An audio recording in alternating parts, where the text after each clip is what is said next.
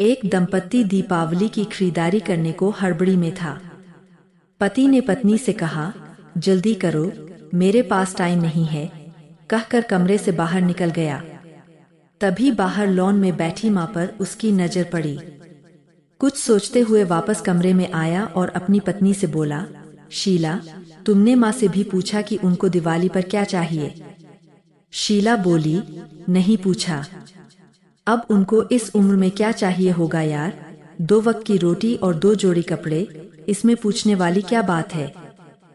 यह बात नहीं है शीला, माँ पहली बार दिवाली पर हमारे घर में रुकी हुई है, वरना तो हर बार गांव में ही रहती है, तो औपचारिकता के लिए ही पूछ लेती। अरे इतना ही माँ पर प्यार उमड़ रहा है तो खुद क्यों नहीं पूछ लेते? झल्लाकर चीखी थी शीला और कंधे पर हैंड बैग लटकाते हुए तेजी से बाहर निकल गई। सौरभ माँ के पास जाकर बोला, माँ, हम लोग दिवाली की खरीदारी के लिए बाजार जा रहे हैं, आपको कुछ चाहिए? माँ बीच में ही बोल पड़ी, मुझे कुछ नहीं चाहिए बेटा। सोच लो माँ, अगर कुछ चाहिए तो बता दीजिए। सौरभ के बहुत जोर देने पर माँ बोली, ठीक है, तुम रुको, मैं लिख कर देती हूँ। तुम्हें और बहू को बहुत खरीदारी करनी है, कहीं भूल न जाओ। कहकर सौरभ की माँ अपने कमरे में चली गईं। कुछ देर बाद बाहर आईं और लिस्ट सौरभ को थमा दी। सौरभ ड्राइविंग सीट पर बैठते हुए बोला, देखा शीला, माँ को भी कुछ चाहिए था पर बोल नहीं रही थी। मेरे जिद करने पर लिस्ट बना कर दी है। इंसान जब तक जिंदा रहता है, रोटी और कपड़े के अलावा भी बहुत कुछ चाहिए होता है। अच्छा बाबा ठीक है, पर पहले मैं अपनी जरूरत का सारा सामान लूंगी, बाद में आप अपनी माँ की लिस्ट देखते रहना। कहकर शीला कार से बाहर निकल गई। पूरी खरीदारी करने के बाद शीला बोली, अब मैं बहुत थक गई हूँ, मैं कार में एसी चालू करके बैठती हूँ, आप अपनी माँ का सामान देख लो। अरे शीला, तुम भी रुको, फिर साथ चलते हैं। देखता हूँ माँ ने इस दिवाली पर क्या मंगाया है। कहकर माँ की लिखी पर्ची जेब से निकालता है। बाप रे, इतनी लंबी लिस्ट, पता नहीं क्या क्या मंगाया होगा। जरूर अपने गांव वाले छोटे बेटे के परिवार के लिए बहुत सारे सामान मंगाए होंगे। शीला गुस्से से सौरभ की ओर देखने लगी। पर ये क्या? सौरभ की आंखों में आंसू और लिस्ट पकड़े हुए हाथ सूखे पत्ते की तरह हिल रहा था, पूरा शरीर कांप रहा था। शीला बहुत घबरा गई।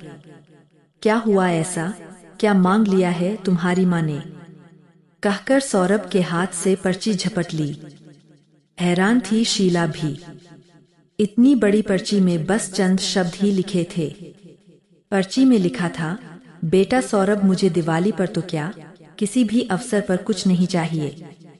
फिर भी तुम जिद कर रहे हो तो तुम्हारे शहर की किसी दुकान में अगर मिल जाए तो फुर्सत के कुछ पल मेरे लिए लेते आना। ढलती हुई शाम हूँ अब, बहुत डर लगता है, पल पल मेरी तरफ बढ़ रही मौत को देखकर। जानती हूँ टाला नहीं जा सकता, शाश्वत सत्य है, पर अकेलेपन से बहुत घबराहट होती है सौरभ बेटा। जब तक तुम्हारे घर पर हूँ, कुछ पल बैठा कर मेरे पास, कुछ देर के लिए ही सही, बांट लिया कर मेरे बुढ़ापे का अकेलापन। बिन दीप जलाए ही रोशन हो जाएगी मेरी जीवन की शाम। कितने साल हो गए बेटा, तुझे स्पर्श नहीं किया।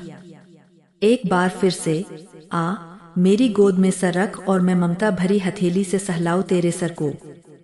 एक बार फिर से इतराए मेरा हृदय, मेरे अपनों को करीब, बहुत करीब पाकर, और मुस्कुरा कर मिलूं मौत के गले। क्या पता अगली दिवाली तक रहूं ना रहूं। पर्ची की आखिरी लाइन पढ़ते पढ़ते शीला फफक कर रो पड़ी। ऐसी ही होती है माँ। दोस्तों, अपने घर के उन विशाल हृदय वाले लोगों जिनको आप बूढ़े और बुढ़िया की श्रेणी में रखते हैं, वे आपके जीवन के कल्पतरु है। उनका यथोचित आदर सम्मान, सेवा शुश्रूषा और देखभाल करें। यकीन मानिए, आपके भी बूढ़े होने के दिन नजदीक ही है। उसकी तैयारी आज से ही कर ले, इसमें कोई शक नहीं। आपके अच्छे बुरे कृत्य देर सवेर आप ही के पास लौट कर आने हैं।